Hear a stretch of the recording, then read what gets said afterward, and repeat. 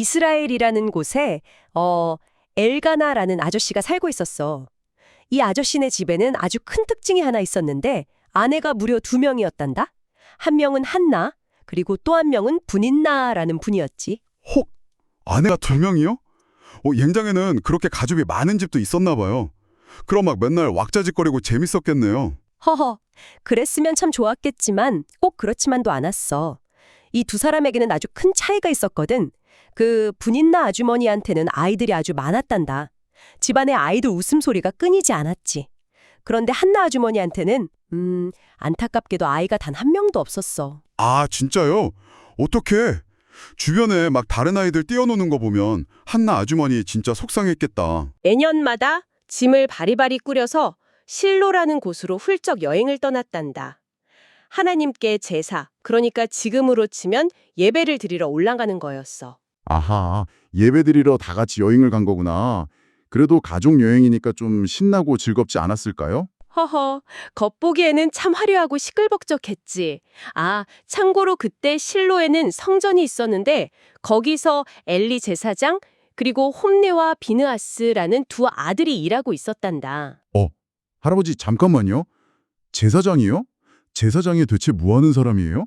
뭔가 엄청 높아 보이는데요? 아주 좋은 질문이야. 제사장이란 말이지. 우리 꼬마 친구들도 알아듣기 쉽게 설명하자면 사람들이 하나님께 예배드리는 걸 옆에서 잘 도와주는 분이야. 지금의 교회 목사님이나 전도사님처럼 아주 중요한 역할을 하는 사람이란다. 아, 그러니까 예배도 도와주고 하나님 기도도 막 전달해주는 그런 좋은 분들이군요. 알겠어요. 그래서 그 여행에서 무슨 일이 생겼는데요? 가족들이 제사를 다 드리고 나면 하나님께 바쳤던 맛있는 고기를 다 같이 나눠 먹는 시간이 있었단다. 아주 즐거운 잔치 시간이지. 이때 엘가나 아저씨가 한나를 너무너무 사랑해서 고기를 무려 2배나 주었어. 우와, 2배요? 진짜 대박. 고기를 2배나 먹다니 한나 아주머니 엄청 기분 좋았겠다. 남편이 진짜 최고네요. 엘가나 아저씨 마음은 참 예뻤지만 사실 그게 한나를 더 슬프게 만들기도 했단다. 왜냐하면 그 하나님께서 아직 한나에게 아기를 갖지 못하게 막고 계셨거든. 여기서 중요한 건 하나님이 한나를 미워해서가 절대 아니야. 아주 특별하고 위대한 일을 준비하고 계셨기 때문이지. 아, 특별한 계획이요. 그래도 당장 아기가 없으니까 고기를 아무리 많이 줘도 한나 아주머니는 밥맛이 없었을 것 같아요. 우리 꼬마 아가씨 말이 딱 맞다. 게다가 문제가 하나 더 있었어. 그 아이가 많았던 분인나 아주머니가 말이지, 아이가 없는 한나를 막 놀리고 엄청 심하게 괴롭힌 거야. 헐, 진짜 너무해. 어떻게 그럴 수가 있어요. 한나가 안 그래도 슬픈데 막 놀리다니.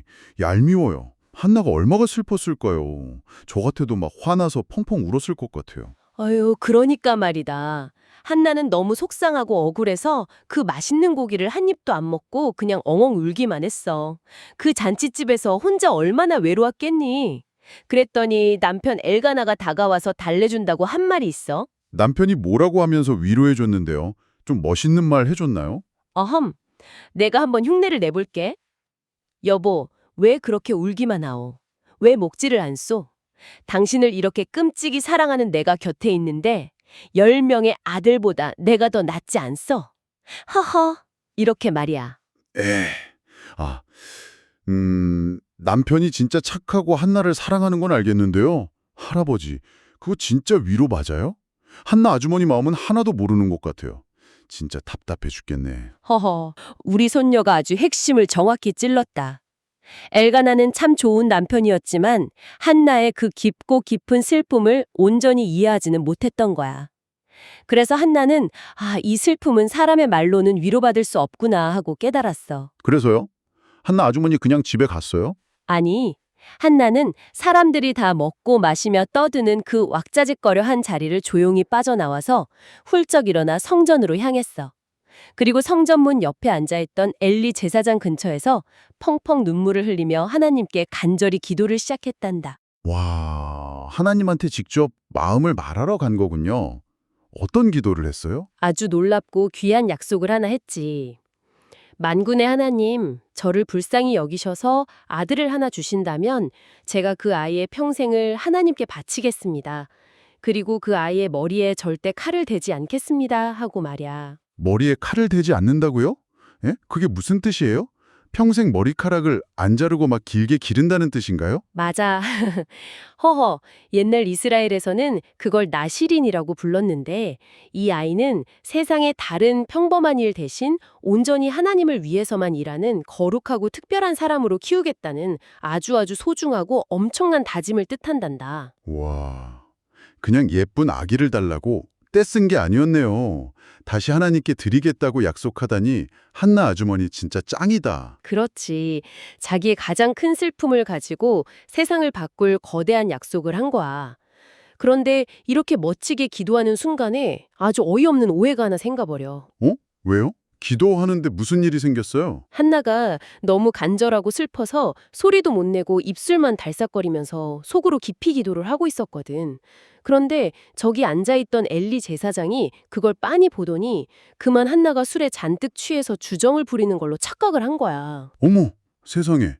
아니, 그렇게 펑펑 울면서 기도하는 건데 그걸 보고 술 취한 줄 알아요? 제사장이라면서 그걸 몰라요. 그러게나 말이다.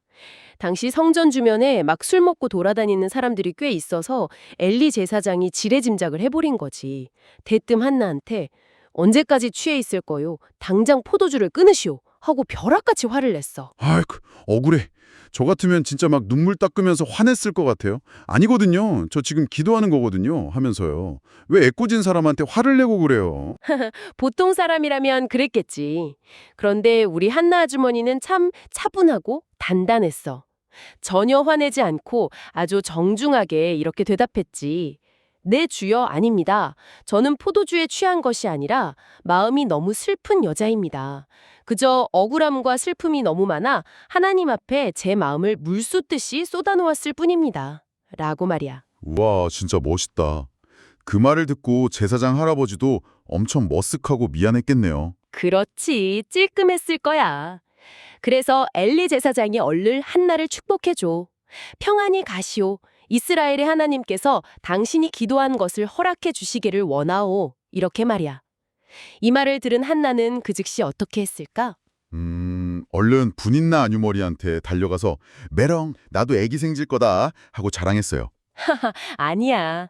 한나는 곧바로 자리에서 일어나 가서 밥을 아주 멋있게 먹었어. 그리고 그 후로는 얼굴에 다시는 단 한 번도 슬픈 빛을 띠지 않았대. 어? 아직 아기가 태어난 것도 아닌데 벌써 안 슬프다고요? 와, 진짜 대단한 믿음이에요. 하나님이 자기 기도를 꼭 들어주실 거라고 완전히 믿었나 봐요. 정답이다. 우리 꼬마 아가씨가 아주 똑똑하네. 상황은 하나도 안 변했지만 하나님의 응답을 확실히 믿었기 때문에 마음속에 평안이 찾아온 거지. 그리고 마침내 시간이 흘러서 하나님이 정말로 한나의 기도를 기억하셨단다. 깍! 드디어 한나 아주머니가 아기를 낳은 거군요. 예쁜 아들이었나요? 그렇고 말고 아주 예쁘고 건강한 아들을 낳았어. 아기의 이름은 사무엘이라고 지었지. 그 뜻이 뭔지 알아? 내가 여호와, 즉 하나님께 기도해서 이 아들을 얻었다라는 아주 아름답고 뜻깊은 이름이란다. 사무엘. 이름 진짜 예쁘네요. 한나 아주머니는 진짜 온 세상을 다 가진 것처럼 너무너무 행복했겠어요. 당연하지. 그런데 우리 청취자 친구들, 여기서부터가 이 이야기의 진짜 놀라운 하이라이트란다.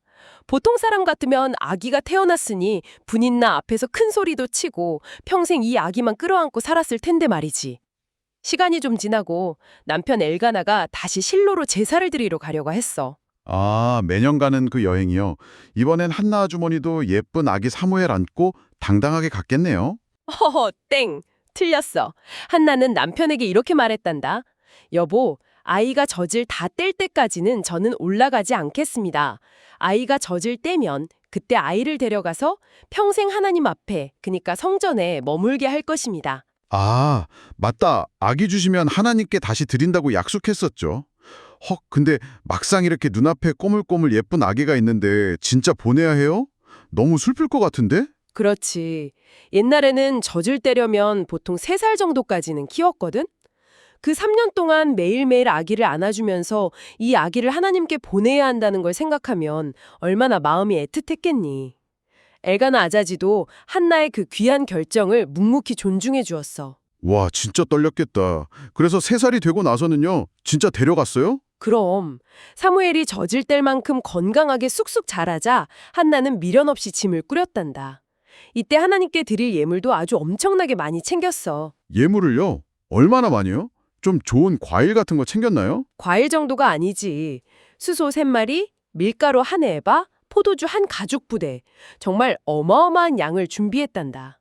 보통 사람들은 감당하기도 힘든 아주 엄청난 규모의 예물이었어. 헉, 소가 무려 3마리요. 밀가루에 포도주까지. 그렇게 산더미처럼 챙겼다고요? 와, 진짜 바리바리 싸들고 갔네요. 막 억지로 드린 게 아니라 진짜 짱짱 기쁜 마음이었나 봐요. 기뻐하며 차량하는 마음으로 간 거지. 그 무거운 예물들과 작은 사무엘의 손을 꼭 잡고 한나는 마침내 실로 성전에 다시 도착했단다. 와, 그 엘리 제사장 할아버지 다시 만났겠네요. 엄청 놀랬겠다. 맞아. 한나가 엘리 제사장 앞에 당당하게 서서 이렇게 말했지. 네 주여, 제가 예전에 바로 이 자리에서 당신 곁에 서서 눈물로 하나님께 기도했던 바로 그 여자입니다. 보세요. 이 아이를 위해 제가 기도했더니 하나님이 주셨습니다. 그러니 저도 약속대로 이 아이의 평생을 하나님께 기쁘게 바칩니다. 하고 말이야. 그리고 그곳에서 다 함께 아주 기쁘게 엎드려 예배를 드렸단다. 와, 듣기만 해도 가슴이 막 찡해져요. 자기가 평생 제일 가지고 싶었던 가장 사랑하는 아들인데 그걸 미련 없이 톡 하고 내어놓다니 저 같으면 막 울고불고 난리 났을 텐데 한나 아주머니는 진짜 대단해요. 하하, 그렇지. 우리 청취자 친구들도 아마 너랑 비슷한 생각을 하고 있을 거야. 한나는 자기가 가장 외롭고 힘들 때 주변 사람들을 미워하거나 싸우지 않았어. 대신 하나님께 눈물로 나아갔지.